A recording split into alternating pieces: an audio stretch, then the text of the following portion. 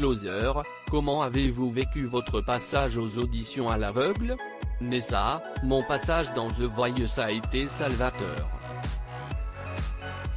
Je suis la personne la plus heureuse du monde depuis que j'ai mis les pieds sur ce plateau.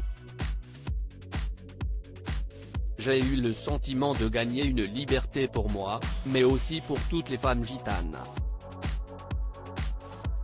Les femmes gitanes n'ont pas le droit de chanter. En participant à The Voice, vous avez donc désobéi à la loi de votre communauté. Pourquoi?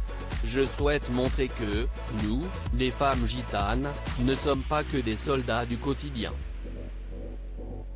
Nous sommes vivantes, nous avons des rêves. Je veux que nous soyons enfin reconnus à notre juste valeur. Notre communauté est très patriarcale. Nous grandissons avec cette idée que l'homme est tout puissant et que la femme doit être soumise. Le chant est vu comme une arme de séduction et une femme n'a le droit de séduire qu'une seule personne dans sa vie, son mari. Même si je m'en prends plein la figure en participant à The Voice, je le fais pour que les femmes gitanes qui le souhaitent puissent enfin chanter. Pour l'instant, certaines n'osent pas, car elles ont peur de désobéir et d'être jugées. D'autres sont au contraire comblées dans leur vie de femme au foyer, qui est très confortable et sécurisante. Moi, tourner en rond dans un château ne m'a jamais intéressé. Comment êtes-vous parvenu à vous affirmer? J'ai longtemps été soumise aux hommes de ma communauté, ainsi qu'à mon père. J'étais très heureuse comme ça parce que je pensais que c'était normal. Tout a changé quand je suis tombée gravement malade, il y a 2 ans et demi. Je voulais même sortir, sauver cette vie qui ne m'appartenait pas pour enfin la récupérer.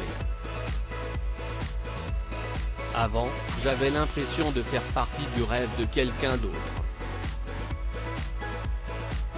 Et quelle a été la réaction des gens du voyage à votre désir d'émancipation par le chant? J'ai été moqué et insulté par une petite poignée. Il y a eu beaucoup d'incompréhension, car c'était tout nouveau qu'une femme gitane veuille être dans la lumière comme ça et demande d'être libre. Une gitane modèle doit obéir. Je ne veux plus le faire. Votre famille s'est-elle également montrée virulente? Mes proches ont essayé de me dissuader de chanter en public pendant très longtemps. J'ai eu leur soutien grâce à la maladie. Je leur ai posé un ultimatum. Je leur ai dit, si je dois à nouveau être soumise et ne pas chanter, autant ne pas me soigner.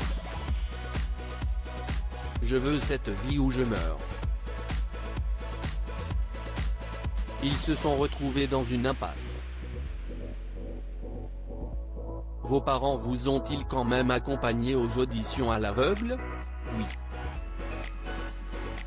Et j'ai été très étonné de la réaction de mon père.